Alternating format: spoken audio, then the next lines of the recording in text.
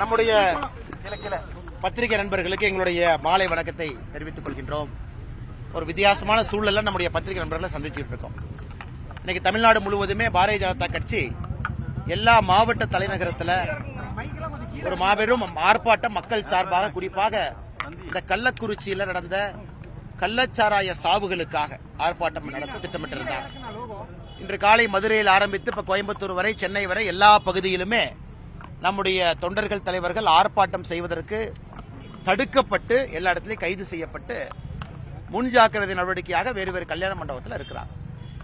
இது தமிழகத்தினுடைய அரசியல் வரலாற்றில் முதல் முறை. இது அதாவது ஒரு மக்கள் பிரச்சனைக்காக, கள்ளச்சாராய சாவுக்காக தமிழகத்தில் எதெல்லாம் தவறு நடக்கிறது என்று சுட்டிக்காட்டுவதற்காக முறைப்படி பாரதிய ஜனதா கட்சியினுடைய தலைவர்கள் அந்தந்த மாவட்டத்தினுடைய காவல்துறை கண்காணிப்பாளர், போலீஸ் கமிஷனர்கிட்ட முறைப்படி அனுமதி கடிதம் கொடுத்திருக்கிறாங்க. இதற்கு முன்பு உங்களுக்கு தெரியும், உச்சநீதிமன்றம், உயர்நீதிமன்றத்தினுடைய ஆணைப்படி அங்க இருக்கக்கூடிய காவல்துறை அதிகாரிகள் இங்க மட்டும்தான் நீங்க ஆர்ப்பாட்டம் பண்ணணும், இந்த நேரத்துக்கு தான் ஆர்ப்பாட்டம் பண்ணணும்னு சொல்லுவாங்க. அதையும் ஏற்றுக்கொண்டு கடிதம் கொடுத்திருந்தாங்க. கோயம்புத்தூர்ல எந்த இடம் வேணாலும் சொல்லுங்க, எந்த நேரம் வேணாலும் சொல்லுங்க, நம்முடைய தொண்டர்கள் தலைவர்கள் ஆர்ப்பாட்டத்திற்கு வருவார்கள் என்று. கடைசி நேரத்தில் அனுமதி மறுக்கப்பட்டு அதன் பிறகு கைது செய்யப்பட்டு பெண்கள் உட்பட எல்லாத்தையும் உள்ள உட்கார வச்சிருக்காங்க. இதை சொல்லுதுனாங்க, திராவிட முன்னேற்ற கழகம் பயப்படுகிறது, இதை பற்றி பேசக்கூடாது என்று நினைக்கிறது. பேசும் பொழுது திமுகவிற்கும் கள்ளச்சாராயத்துக்கும் இருக்கக்கூடிய தொடர்பு வெளியே வந்துவிடும் என அஞ்சுகிறது. உண்மையை சொல்ல வேண்டும் என்றால், இன்னைக்கு சாயந்தரம் ஒரு புள்ளி விவரம் பார்த்தங்க. தமிழ்நாட்டில் மொத்தமாக இருக்கக்கூடிய நூலகங்கள் 4661 நூலகங்கள், லைப்ரரி. ஆரம்ப சுகாதார நிலையம், பிரைமரி ஹெல்த் சென்டர் 2127. ஆனால் டாஸ்மார்க் 5329. ஸோ தமிழகத்தில் மட்டும்தான் டாஸ்மார்க் கடைகள் நூலகத்தை விட, ஆரம்ப சுகாதார நிலையத்தை விட 2.5 மடங்கள் அதிகமாக இருக்கு. அதனுடைய வெளிப்பாடு என்னங்க? இன்னைக்கு தமிழகம் எல்லா பக்கமும் கூட 18 வயசிலிருந்து 60 வயசுக்குள்ள மதுவுக்கு அடிமையாக இருக்கக்கூடிய ஒரு தலைமுறையை உருவாக்கி இருக்கின்றார். இன்னைக்கு கள்ளக்குறிச்சியில் கிட்டத்தட்ட 34 வீடுகளுக்கு ஒரு வீடாக சென்று பார்த்து விட்டு வந்தோம். மக்கள்கிட்ட பேசணும். இது கள்ளச்சாராய சாவு என்று சொல்வதை விட கள்ளச்சாராயத்தால் திமுக அரசு நடத்தி இருக்கக்கூடிய கொலை என்று சொல்ல வேண்டும். இது திமுக அரசு நடத்தி இருக்கக்கூடிய கொலை. கள்ளக்குறிச்சியினுடைய மைய பகுதியில் போலீஸ் ஸ்டேஷன்ல இருந்து 100 மீட்டர்ல, அங்க இருக்கக்கூடிய டிஸ்ட்ரிக்ட் கோர்ட்ல இருந்து 150 மீட்டர்ல சாதாரணமாக, சர்வசாதாரணமாக TS50 வந்து கள்ளச்சாராய பாக்கெட்டை விற்கிறாங்க. இவங்க யாருமே தினமும் கள்ளச்சாராயம் குடிக்கிறவங்க கிடையாதுங்க. இவங்க எல்லாம் டாஸ்மார்க் கடையில கோட்டர் குடிக்கிறவங்க, வாங்கி 125 ரூபாய்க்கு 180 மில்லி கோட்டர் குடிக்கிறவங்க. ஒரு கட்டத்திற்கு மேல அது கட்டுப்படி ஆகல. அதனால் 25 ரூபாய்க்கு கிடைக்கக்கூடிய இந்த பாக்கெட் சாராயத்தின் பக்கம் வர்றாங்க. இன்னைக்கு கள்ளக்குறிச்சியை போய் யாரு பார்த்தீங்கன்னா கூட தெரியும், இவங்க எல்லாம் கள்ளச்சாராயம் குடிக்கணுங்கிற ஆட்கள் கிடையாது. மதுவுக்கு அடிமையாகி கள்ளச்சாராயத்தின் பக்கம் இது விலை கம்மியா இருக்குன்னு வந்தவங்க இன்னைக்கு 55 பேர் இறந்திருக்கிறாங்க. 5 பெண்கள் உட்பட, ஒரு திருநங்கை உட்பட. குறிப்பாக பட்டியலின பழங்குடி இனத்திலிருந்து கிட்டத்தட்ட 53 பேர் இறந்திருக்கிறாங்க. 55ல் மருத்துவமனையில் 100க்கும் மேற்பட்டவங்க சிகிச்சை பெற்றுக் கொண்டிருக்கின்றார்கள். 15க்கும் மேற்பட்டவங்களுக்கு இதுவரை கண் பார்வை இல்லை. இதெல்லாம் ஒரு வளர்ந்த தமிழகம், திராவிட மாடல் அரசு. நாங்கள் இந்தியாவிற்கே உதாரணம், இந்தியாவிற்கே தமிழகம் உதாரணம் என்று சொல்லிய காலமெல்லாம் போய் இன்னைக்கு இந்தியாவின் முன்பு தமிழகம் தலைகுனிந்து நின்று கொண்டிருக்கின்றோம். கள்ளச்சாராய சாவுகள் இந்த மாநிலத்தில் ஒரு ஆண்டல்ல, 2வது ஆண்டாக தொடர்ந்து நடக்குது. போன ஆண்டு 22, இந்த ஆண்டு 55. இதை கண்டித்து பேசுவதற்கு கூட உரிமை மறுக்கப்படுதுன்னா, இந்த அரசு இன்னைக்கு வந்து பாரதிய ஜனதா கட்சி ஆட்சிக்கு வந்து அரசியலமைப்பு சட்டத்தை மாத்திருந்தாங்க. இதே அரசியலமைப்பு சட்டத்தில் எங்களுக்கு கொடுக்கப்பட்டிருக்கக்கூடிய உரிமையை திமுக அரசு முடக்கி இருக்கின்றார்கள்னா, ஜனநாயகத்திற்கு எதிரான கட்சி எது? பாரதிய ஜனதா கட்சியா, திராவிட முன்னேற்ற கழகம் தான். ஜனநாயகத்திற்கு எதிரான கட்சி திராவிட முன்னேற்ற கழகம். அரசியலமைப்பு சட்டத்திற்கு எதிரான ஒரு கட்சி திராவிட முன்னேற்ற கழகம். அரசியலமைப்பு சட்டத்தில் கொடுக்கப்பட்டிருக்கக்கூடிய ஒரு மிக முக்கியமான விஷயம் பீஸ்ஃபுல் ப்ரொடெஸ்ட், பீஸ்ஃபுல் அசம்பிளி. அதற்கு இங்கே அனுமதி இல்லை. இதையெல்லாம் நான் அடக்கித்தான் எங்களை பற்றி நீங்க தவறாக பொதுவழியில் சொல்லக்கூடாதுன்னா, சமூக வலைதளத்தில் ஆயிரக்கணக்கான, லட்சக்கணக்கான, கோடிக்கணக்கான மக்கள் பார்த்து கொண்டிருக்கின்றார். இன்று மதியம் ஆளுநர் அவர்களுக்கு தொலைபேசி மூலமாக அழைத்து நான் புகார் சொன்னேன். குறிப்பாக எங்களுடைய தனிப்பட்ட கருத்து சுதந்திரத்தை திராவிட முன்னேற்ற கழகம் பறித்துக் கொண்டிருக்கின்றார். ஒரு தனி மனிதன் பேசக்கூடிய சுதந்திரத்தை பறிக்கிறாங்க. நாங்கள் எங்கேயும் ஊர்வலம் போகல, எங்கேயும் போய் தாக்குதல் நடத்த போகல, எந்த ஆபீஸையும் கெரவ் பண்ண போகல, எந்த கச்சேரியை நோக்கி நாங்கள் போய் ஒரு ஆர்ப்பாட்டம் பண்ணி கலாட்டா பண்ணு போகல. அமைதியான முறையிலே தமிழகம் முழுவதும் நாங்கள் ஆர்ப்பாட்டம் நடத்துகின்றோம் என்று எழுத்துப்பூர்வமாக கொடுக்கப்பட்ட கடிதத்தை நிராகரித்திருக்கின்றார்கள் என்றால் தனிப்பட்ட முறையிலே எங்களுடைய கருத்து சுதந்திரம் பாதிக்கப்பட்டிருக்கிறது என்று ஆளுநரிடம் நான் முறையிட்டேன் தொலைபேசி மூலமாக. திங்கட்கிழமை காலையில் 11 மணிக்கு ஆளுநர் அவர்கள் நேரம் கொடுத்திருக்கின்றார்கள். பாரதிய ஜனதா கட்சி சார்பாக ஒரு குழு நம்முடைய மேதகு ஆளுநர் அவர்களை சந்தித்து குறிப்பாக இந்த கள்ளச்சாராய சாவு பாரதிய ஜனதா கட்சி ஸ்பாட் விசிட் நாங்கள் பார்த்திருப்பது அனைத்தையும் கொடுக்க போகின்றோம். அதையெல்லாம் தாண்டி திமுகவுக்கு இருக்கக்கூடிய சம்பந்தத்தை கூட ஆளுநரிடம் அறிக்கையாக சமர்ப்பிக்க போகின்றோம். அதையெல்லாம் தாண்டி எங்களுடைய கருத்துரிமையை பறிக்கக்கூடிய திராவிட முன்னேற்ற கழக அரசு தொடர்ந்து ஆட்சியில் இருக்க வேண்டுமா என்கின்ற கேள்வியும் ஆளுநர் முன்னால் வைக்க இருக்கின்றோம். இதை இன்னைக்கு பத்திரிகையாளர் சந்திப்பில் பத்திரிகை நண்பர்கள் முன்பாக சொல்வதில் நாங்கள் கடமைப்பட்டிருக்கின்றோம். நண்பர்களுக்கு வேற ஏதாச்சும் கேள்வி இருந்தா கேளுங்க. சிபிசிஐடி விசாரணை பத்தாது, சிபிஐ வேணும் நீங்க கேட்டிருந்தீங்க. ஆனா சிபிஐ விசாரணை தேவையில்லை. இதற்கு முன்பு நடைபெற்ற சம்பவங்களையும் சிபிசிஐடி விசாரணை தான் நடந்திருக்குது. ஏன் இப்ப சிபிஐ விசாரணை தேவைன்னு சொல்லியிருக்காங்க? ஆனா இதற்கு முன்பு நடந்திருக்கக்கூடிய சம்பவம் போன ஆண்டு செஞ்சி மஸ்தானுக்கு முதல் குற்றவாளி மருவூர் ராஜா வந்து கேக் ஊட்டி விட்டார். அந்த போட்டோ வேணா பத்திரிகை நண்பர்களுக்கு மறுபடியும் கொடுக்குறேன். செங்கல்பட்டில் நடந்த கள்ளச்சாராய சாவுல அக்யூஸ் நம்பர் 1 மருவூர் ராஜா ஒரு புகைப்படத்தில் செஞ்சி மஸ்தானுக்கு கேக் ஊட்டிட்டு இருப்பார். அவர் யாருன்னா அவர் தான் அக்யூஸ் நம்பர் 1. இதான் திமுக அமைச்சர்களுக்கும் கள்ளச்சாராயம் காய்ச்சலுக்கும் இருக்கக்கூடிய தொடர்பு. இன்னைக்கு சிபிசிஐடி என்கொயரி என்ன பண்ணுனே, போய் 2 பானையை உடைப்பாங்க, 2 குண்டா உடைப்பாங்க, ஒரு 100 லிட்டர் மெத்தனால பிடிச்சிட்டு வருவாங்க, ஒரு 2 குண்டாவை கொண்டு வந்து குண்டா ஆக்ட் சட்டத்தை போட்டம்பாங்க. எங்களுடைய இது என்பது திராவிட முன்னேற்ற கழகத்தினுடைய தலைவர்களுக்கும் கள்ளச்சாராயம் காய்ச்சுவர்களுக்கும் இருக்கக்கூடிய தொடர்பை வெளியே கொண்டு வரணும். அதற்கு தான் சிபிஐ என்கொயரி தேவைப்படுகிறது. அதனால் எங்களுடைய கருத்திலே தெளிவாக இருக்கின்றோம். உள்துறை அமைச்சருக்கு எழுதியிருக்கின்றோம். இது ஆளுநர்ட்டி நாங்கள் முறையாக வைக்கப் போகின்றோம். அதனால் நிச்சயமாக தமிழ்நாடு பாருங்க, ப்ராசிக்யூஷன் சாங்ஷனை வித்ட்ரா பண்ணிட்டாங்க. தமிழகத்திற்குள்ள சிபிஐ வர வேண்டும் என்றால் மாநில அரசு அனுமதி வாங்கணும். எவ்வளவு விவரம் பாருங்க, 1 வருஷத்துக்கு முன்னாடி ப்ராசிக்யூஷன் சாங்ஷனை எடுத்த அரசு. அதனால் சிபிஐ வர வேண்டும் என்றாலும் கூட இன்னைக்கு நிலைமை என்னன்னா கோர்ட்டு மூலமா வரலாம் அல்லது மாநில அரசு அனுமதி கொடுத்த பிறகு வரலாம். இதான் தமிழகத்தில் இன்னைக்கு இருக்கக்கூடிய ஒரு மோசமான சூழல். ஆனா நிச்சயமாக சிபிஐ என்கொயரி நடந்தால் மட்டும்தான் இதனுடைய முழு விவரம் வெளியே வரும். அண்ணா, கண்கெட்ட பின் சூரிய நமஸ்காரம். நான் உங்களுக்கு இன்னைக்கு ட்விட்டர்ல ஒரு பதிவு போட்டிருக்கேன், முதலமைச்சருடைய வீடியோ போட்டிருக்கேன். ஓராண்டுக்கு முன்பு முதலமைச்சர் பேசிய வீடியோ. தமிழகத்தில் வார வாரம் கள்ளச்சாராயத்திற்காக கூட்டம், கண்காணிப்பு கூட்டம் நடக்கும் முதலமைச்சர் சொல்லியிருக்கார். வார வாரம் கண்காணிப்பு கூட்டம் மாவட்டத்தில். முதலமைச்சர் சொல்லிட்டு எத்தனை கண்காணிப்பு கூட்டம் நடந்திருக்கு இந்த ஓராண்டுல, எத்தனை கண்காணிப்பு கூட்டத்தில் முதலமைச்சர் பங்கேற்றிருக்கிறாங்க, அந்த கண்காணிப்பு கூட்டத்தினுடைய நகலை நம்ம கொடுக்கட்டும், மினிட்ஸ் ஆஃப் த மீட்டிங். அந்த கண்காணிப்பு கூட்டத்தின்படி என்ன நடவடிக்கை எடுத்திருக்காங்கன்னு முதலமைச்சர் சொல்லட்டும். அவர் வெளிப்படையாக சொன்ன வீடியோவை இன்னைக்கு வெளியிட்டிருக்கிறோம். அதனால் இந்த 52 வாரம் ஒரு ஆண்டுல எத்தனை கண்காணிப்பு கூட்டம் கள்ளச்சாராயத்திற்காக தமிழகத்தில் காவல்துறை அதிகாரிகள், டிஸ்ட்ரிக்ட் கலெக்டர் நடத்தி இருக்கிறாங்க, எத்தனையில முதலமைச்சர் பங்கேற்றாங்க சொல்லட்டும். எல்லாம் பொய். அந்த நேரத்தில் பத்திரிகை நண்பர்களை சமாளிப்பதற்கு ஒரு பொய்யை சொல்லிட்டு கிளம்பிடுவாங்க. ஓராண்டு கழித்து அடுத்த இது போன்ற ஒரு நிகழ்வு நடக்கும் பொழுது மறுபடியும் வந்து அடுத்த பொய்யை சொல்லுவாங்க.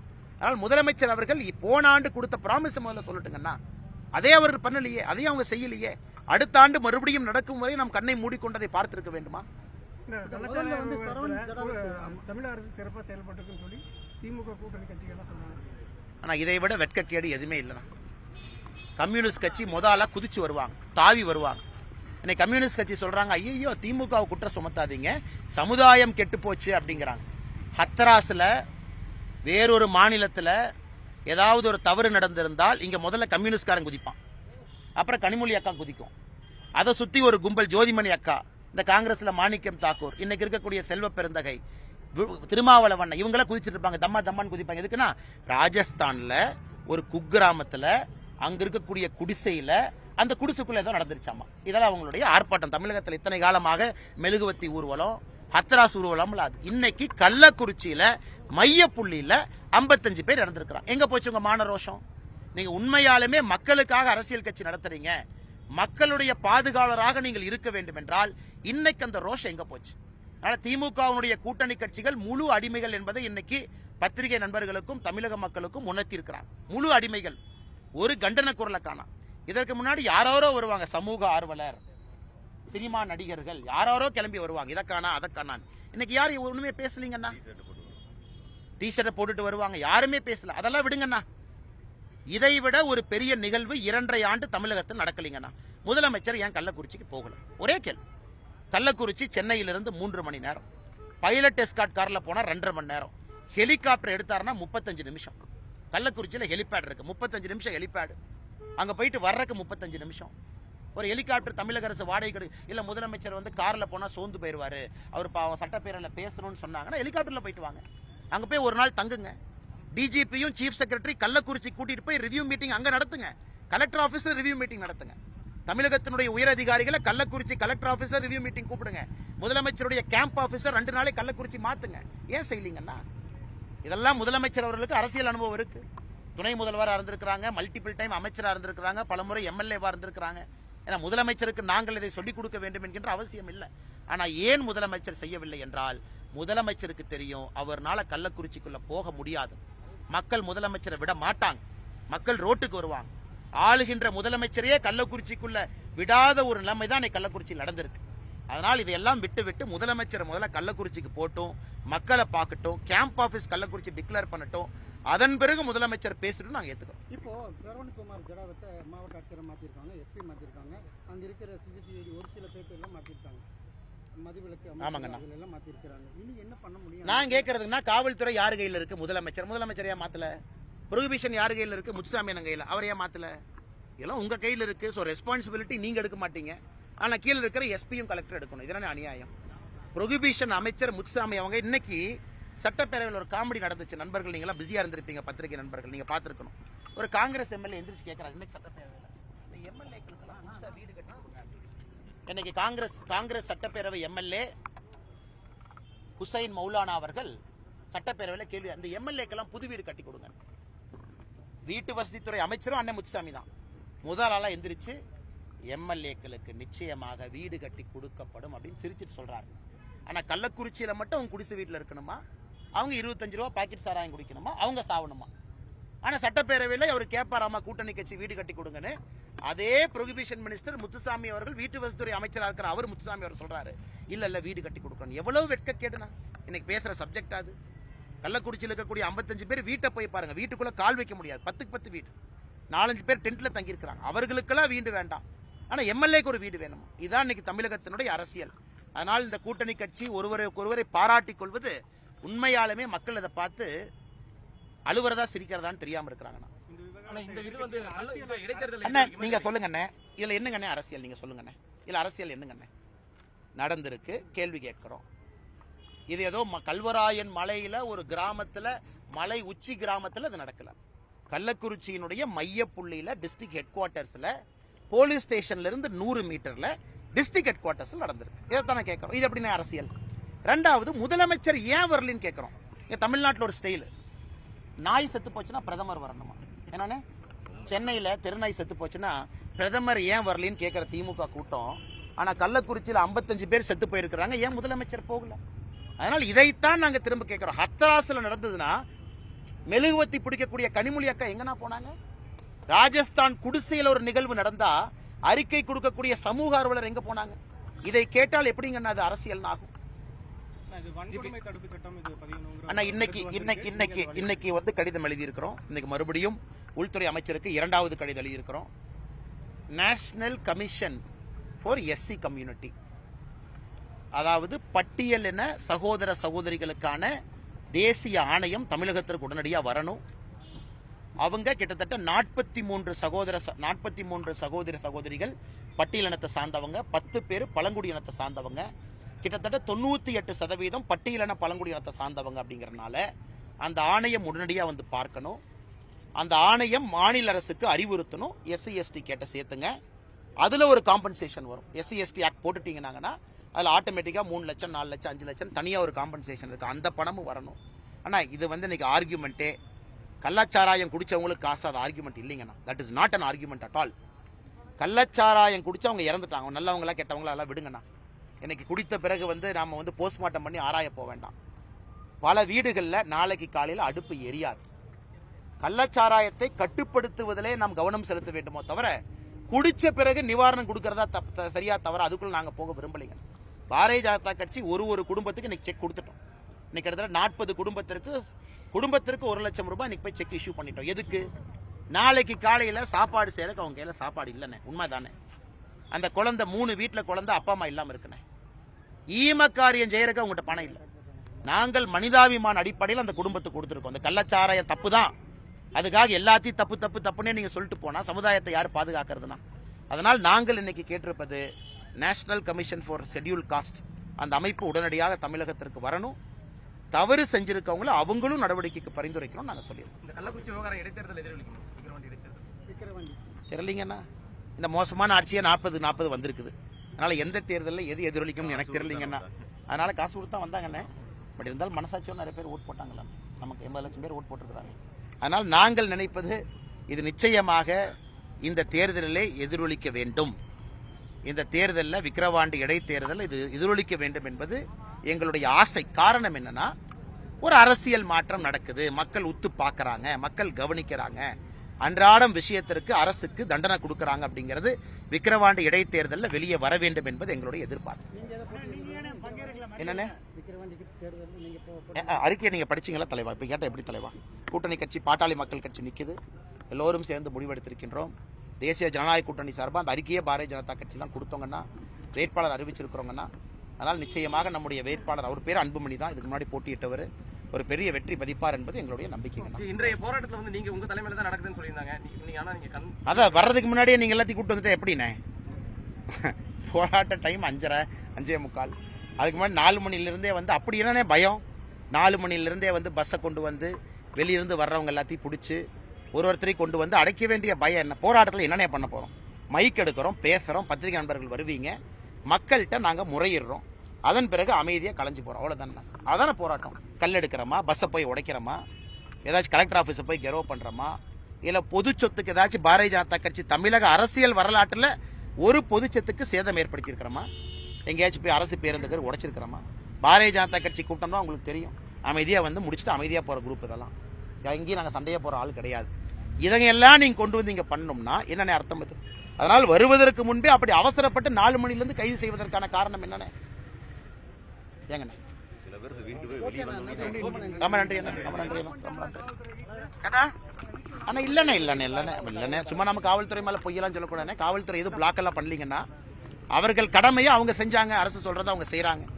காவல்துறையின் மீது கோபம் இல்லை. எனக்கு என்னன்னா, அந்த ஸ்பாட்டுக்கு ஆல்ரெடி எல்லாம் கையை வெட்டிக்கிறாங்க, காலை வெட்டிக்கிறாங்க, அதான் எனக்கு பயம்.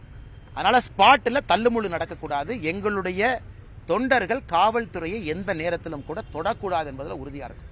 ஒரு தள்ளுமுள்ளு கூட எங்கள் மேலே வந்துடக்கூடாது. அது நான் வந்து அவங்க நம்மளை பிடிச்செழுத்து தூக்கி அது 2 பேர் தள்ளி எங்கள் ஆளுக்கு மேலே 353 போடுவாங்க. இல்லை தொண்டர்கள் தலைவர்களை பாதுகாக்க வந்தாங்க 353, அதை 2 பேர் ஜெயிலுக்கு போய் எக்ஸ்ட்ரா 2 நாள் இருப்பாங்க. அந்த விளையாட்டே நமக்கு வேண்டாம். நீங்கள் அரெஸ்ட் பண்ணுறீங்களா, நீங்கள் அரெஸ்ட் பண்ணுங்க. பண்ணதுக்கப்புறம் நானாக வந்து மண்டபத்தில் உட்காந்துக்கிறேன். நான் இந்த விஷயப்படுத்தி நாடி இருக்கோங்கன்னா இன்றைக்கி அப்ளை பண்ணிட்டோம். ரிட் பெட்டிஷனு கருநாகராஜன் அவர்கள் தலைமையில் பால் கனகராஜ் அவங்க அப்ளை பண்ணியிருக்காங்க. இன்றைக்கி எல்லா நீதிபதிகளுமே இன்றைக்கி ஹைகோர்ட் இன்றைக்கி லீவு, எல்லா நீதிபதிகளும் இன்றைக்கி ஒரு செமினாரில் எல்லாம் இருந்தாங்க. அதனால் இன்றைக்கி நீதிமன்றத்தை நாங்கள் அப்ளை பண்ணியும் இன்றைக்கி அணுக முடியல. நாளைக்கு ஞாயிற்றுக்கிழமை. அதனால் முதல்ல நீதிமன்றம் எப்போ அமர்வு வருமோ அப்போ நிச்சயமாக எங்களுடைய ரிட் பெட்டிஷன் அவங்க எக்ஸாமின் பண்ணுவாங்கன்னு நம்பிக்கை இருக்குது. அதன் பிறகு ஒரு புதிய தேதியை பெற்று மறுபடியும் கோர்ட் அனுமதியோடு இந்த ஆர்ப்பாட்டம் நடத்தணும். அது நாங்கள் ரொம்ப தெளிவாக இருக்கோம். ஆமாண்ணே, இப்போ சென்னை போகணும். அன்றைக்கி நைட் அன்புமணி ராமதாசனோட மீட்டிங் இருந்தது. அந்த விக்கிரவாண்டி இடைத்தேர்தலுக்கான மீட்டிங் எல்லாம் நீ கேன்சல் பண்ணிட்டு இங்கே உட்கார வேண்டியதான். வேற என்ன பண்ணுறது? இவங்கெல்லாம் போகும்போது கடைசி ஆளாக நானும் வெளியே செல்வேன்.